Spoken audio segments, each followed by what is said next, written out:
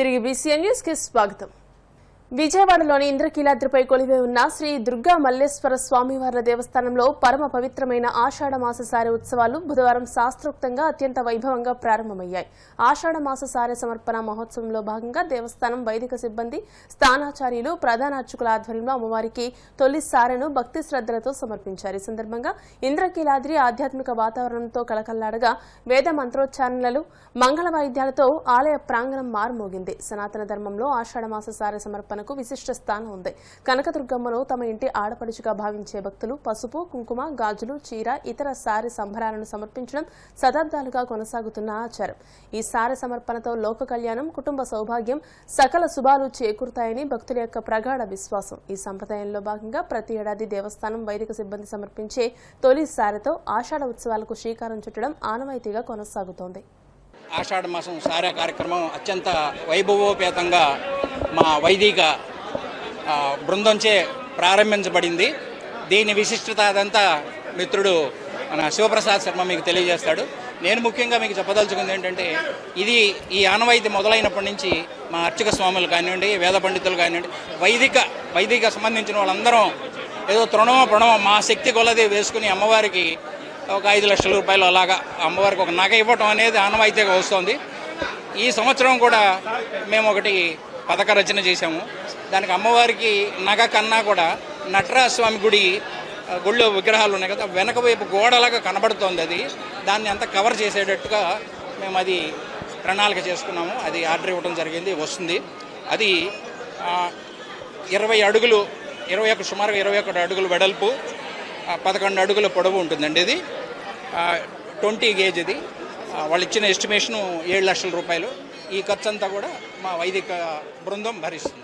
ఎదురు చూస్తున్నటువంటి ఆషాఢం సారె సమర్పణ కార్యక్రమం ఈ రోజు నుంచి ప్రారంభమైంది. ఇది ప్రతి సంవత్సరం ఒక్కొక్క మెట్టు పైకి ఎక్కుతూ మన రాష్ట్రంలోనే భక్తులందరికీ కూడా ఇంద్రకీలాద్రి పుణ్య క్షేత్రం భక్తులకు ఒక ఆహ్లాదమైన వాతావరణం కల్పిస్తూ ఈ రోజు నుంచి వచ్చే నెల 12వ తారీఖు దాకా ఈ యొక్క ఆషాఢం సారె సమర్పణ కార్యక్రమం కొనసాగుతూనే ఉంటుంది. ఇదే నెలలో మనకు ఈ రోజు నుంచి 24వ తారీఖు దాకా ఈ 9 రోజులు కూడా గుప్త నవరాత్రులు అంటే వారాహి నవరాత్రులు అనే కార్యక్రమం కూడా మా వైదిక కమిటీ సభ్యులు అది గుప్తంగా చేసుకుంటారు, భక్తులతో సంబంధం లేకుండా.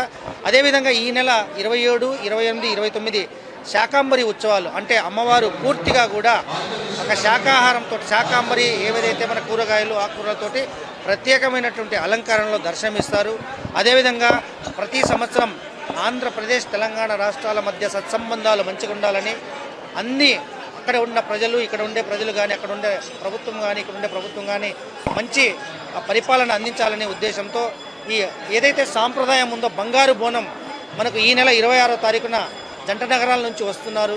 అదేవిధంగా మన వైపు నుంచి కూడా అమ్మవారి తరపున అక్కడికి వెళ్ళి కూడా వచ్చే నెల కూడా మనము 7వ తారీఖు సారె సమర్పిస్తాం. కాబట్టి ఈ కార్యక్రమం కూడా దిగ్విజయంగా చాలా గంభీరంగా జరగడానికి కూడా ఏర్పాట్లు చేసుకుంటున్నాము. ఈ విధంగా వచ్చే నెల 12వ తారీఖు దాకా కూడా ఈ కార్యక్రమం కొనసాగుతూనే ఉంటుందని చెప్పేసి తెలియజేస్తున్నాం. నిత్యోత్సవ, పక్షోత్సవ, మాసోత్సవ, సాంవత్సరిక విశేష ఉత్సవాల్లో భాగంగా ఆషాఢ మాసం ప్రత్యేక పూజా కార్యక్రమాలు, మరి నవరాత్రోత్సవాలు కూడాను ఈ ఆషాఢ మాసంలో జరపడం జరుగుతాయి. మరి లోక కళ్యాణం కోసం మరి ఋషులు, మరి యతులు అందరూ కూడా ఈ ఆషాఢ మాసంలోనే ఏకాదశి నాడు వారాహి నవరాత్రాలు ముగించుకుని చాతుర్మాస్య దీక్షలు చేసేటటువంటి యొక్క మాస ప్రారంభం. అటువంటి ఈ ఆషాఢ మాసం అందున వారాహి స్వరూపంగా ఉండేటటువంటి మాసంగా చెప్పబడుతున్నది. అందువలన అమ్మవారు శాంతి స్వరూపంగా ఉండాలి అంటే అమ్మవారికి సౌమంగళ్య ద్రవ్యాలు, చలిమిడి అవన్నీ కూడా కనుక సమర్పిస్తే అమ్మవారు శాంతి స్వరూపంగా ఉంటుంది. అందుకోసమనే ఈ మాసం నెల్లాళ్ళు కూడా పవిత్ర సారా కార్యక్రమం సామాన్య భక్తులందరూ కూడాను వచ్చి సమర్పించుకోవడం కోసమని ఏర్పాటు చేయడం జరిగింది. పశ్చిమ గోదావరి జిల్లా నర్సాపురం కోర్టు ప్రాంగణంలో వన మహోత్సవ కార్యక్రమాన్ని నిర్వహించారు. 10వ అదనపు జిల్లా న్యాయమూర్తి A Vasanthi, senior civil judge G Gangaraju, principal junior civil judge R Varalakshmi, అదనపు junior civil judge S Rajyalakshmi ఆధ్వర్యంలో కోర్టు ప్రాంగణంలో మొక్కలు నాటారు. ఈ సందర్భంగా 10వ అదనపు జిల్లా న్యాయమూర్తి వాసంతి మాట్లాడుతూ హైకోర్టు, జిల్లా కోర్టు ఆదేశాల మేరకు కోర్టు ప్రాంగణంలో మొక్కలు నాటామని అన్నారు. మొక్కలు ఆరోగ్యానికి ఎంతో ఉపయోగపడతాయని, పర్యావరణాన్ని రక్షించడంలో మొక్కలు కీలక పాత్ర పోషిస్తాయని అన్నారు. ఈ కార్యక్రమంలో bar association vice president V Nageswararao, అదనపు public prosecutor AGP K Karunakumar, APP Siddhartha, న్యాయవాదులు, కోర్టు సూపరింటెండెంట్లు, కోర్టు సిబ్బంది, పోలీసులు తదితరులు పాల్గొన్నారు. ఆనరబుల్ జిల్లా కోర్టు వారి ఆదేశానుసారం ఈరోజు ప్లాంటేషన్ ప్రోగ్రామ్ అనేది నర్సాపురం 4 కోర్ట్స్ కాంప్లెక్స్లో పెట్టడం జరిగింది. దీనికి పోలీస్ డిపార్ట్మెంట్ వారు, అలాగే మున్సిపల్ కార్పొరేషన్ వారు, మా ఏజీపీ, ఏపీపీ గారు, అలాగే స్టాఫ్ ఆఫీసర్స్ అందరం కలిసి పాలు పంచుకొని మొక్కలు నాటడం జరిగింది. ఈరోజు దీనికి వన మహోత్సవం అనే పేరు కూడా పెట్టారు ఆనరబుల్ హైకోర్టు వారు. సో ఈ కార్యక్రమాన్ని అందరూ కూడా తలో మొక్క పాతి విజయవంతం చేశారు. మనకి తెలుసు మన ఆరోగ్యానికి మొక్కలు ఎంత ఉపయోగపడతాయి అనేది. సో వాతావరణం పచ్చగా ఉండడమే కాదు, పర్యావరణం రక్షించడంలో కూడా మొక్కలు కీలక పాత్ర పోషిస్తాయి. అందులో భాగంగానే ఎక్కువగా మొక్కలను పెంచమని చెప్పి అంటూ ఉంటారు. సో ఈరోజు అందులో మేము కూడా పార్ట్ అయ్యి ఈ వన మహోత్సవాన్ని సక్సెస్ చేసినందుకు చాలా సంతోషంగా ఉంది. ఈ ప్రోగ్రాంలో పాల్గొని మాకు మొక్కలు తీసుకొచ్చి ఇచ్చి, అలాగే ఇంత మంచి వాతావరణాన్ని మా కోర్ట్ కాంప్లెక్స్ క్రియేట్ చేసిన ప్రతి ఒక్కరికి నేను ధన్యవాదాలు చెప్పుకుంటున్నానని, అలాగే ఫారెస్ట్ డిపార్ట్మెంట్ నుంచి మాకు మొక్కలను అందించారు, వారికి కూడా ధన్యవాదాలు చెప్పుకుంటున్నాం. Thank you so much. Amalapuram, Chellapalli ప్రధాన పంట కాలువలను ఆనుకుని ఉన్న ఆయకట్టు భూముల్లో సాగునీరు లేక నారుమడులు బీటలు వారుతున్నాయంటూ సాగు, తాగునీటి కష్టాలపై రైతులు రోడ్డెక్కారు. అంబేద్కర్ కోనసీమ జిల్లా అమలాపురంలోని కలెక్టర్ కార్యాలయాన్ని ముట్టడించి నిరసనకు దిగారు. కోనసీమ రైతు పరిరక్షణ సమితి ఆధ్వర్యంలో కలెక్టరేట్లో వినతిపత్రాన్ని అందజేశారు.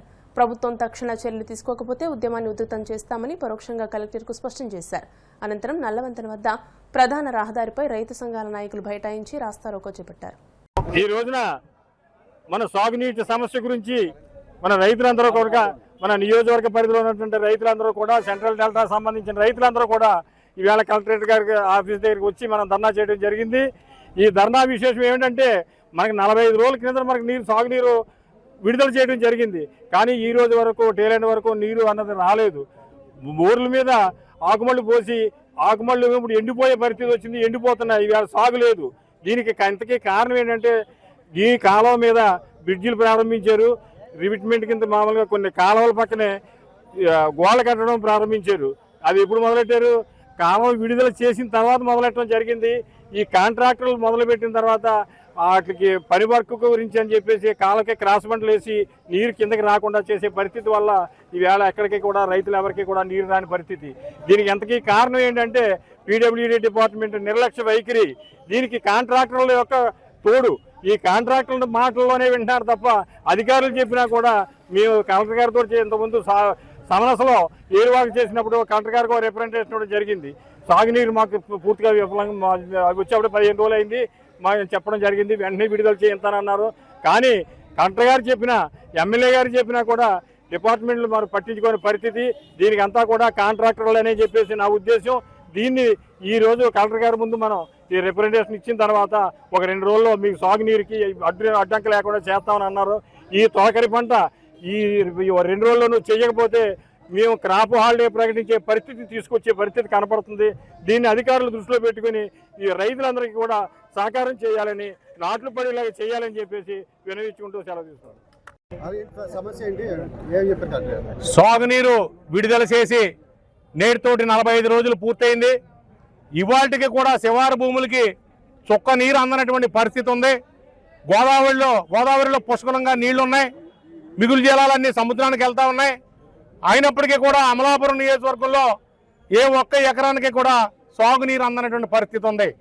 ఓ పక్కన అభివృద్ధి పేరుతోటి గోడలు, కాలువగట్ల మీద హైవే విస్తరణ పేరుతోటి గోడ నిర్మాణం, వంతెన నిర్మాణం చేపట్టి 45 రోజులు కూడా పనులు పూర్తి చేయకుండా క్లోజర్ పీరియడ్ అయిపోయిన తర్వాత పనులు ప్రారంభించి ఇవాళ రైతాంగానికి నీరు రాకుండా కాలువలో ఎక్కడికక్కడ మట్టితోటి అడ్డగొట్లేసి సాగునీటి ప్రవాహాన్ని అడ్డుకొని నిర్లక్ష్యం చేసినటువంటి ఇరిగేషన్ అధికారులు వల్ల ఈరోజు రైతాంగం అంతా కూడా నష్టపోయే పరిస్థితి వచ్చింది.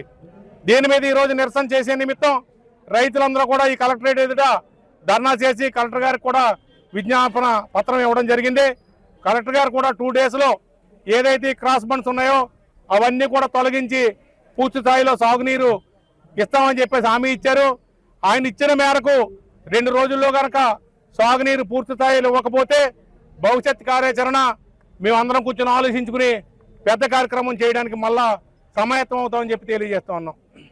నియోజకవర్గంలో ఉన్నటువంటి ఉప్పలగుప్తం, అల్లవరం మండలాల్లో, అమలాపురం రూరల్ మండలాల్లో టైలాండ్ ప్రాంతానికి ఈ రోజుకి సాగునీటి విడుదల అవ్వలేదు. సాగునీటిని విడుదల చేసి అప్పుడే ప్రభుత్వం 45 రోజులు అయింది.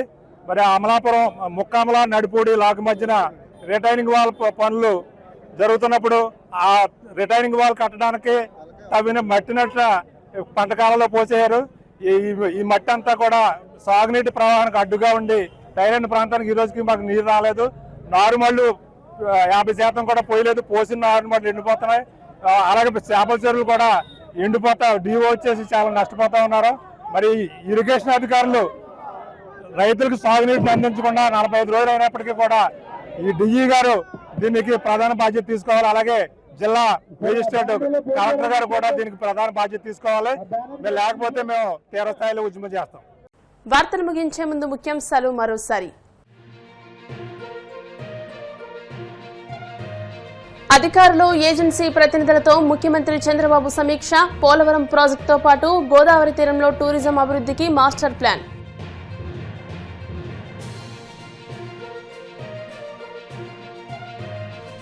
భీమవరంలో ఆక్వా రైతులతో జగన్ ముఖాముఖి. చంద్రబాబు సానుభూతి పరులు సిండికేట్ గా ఏర్పడి రైతులను దోచుకుంటున్నారని ఆరోపణ.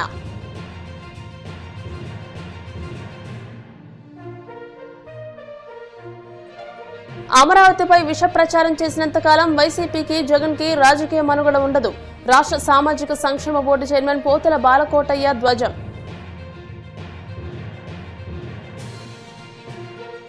ఆధ్యాత్మిక శోభ సంతరించుకున్న ఇంద్రకీలాద్రి. మేళతాళాలు, వేద మంత్రోచ్చారణల నడుమ శోభాయమానంగా అమ్మవారికి తొలిసారి ఊరేగింపు. ఈ వార్తలు ఇంతటితో సమాప్తం. మరిన్ని వార్తల కోసం BCN digital YouTube channel, Facebook page ని ఫాలో అవ్వండి. అప్డేటెడ్ వార్తల కోసం ప్లీజ్ సబ్స్క్రైబ్.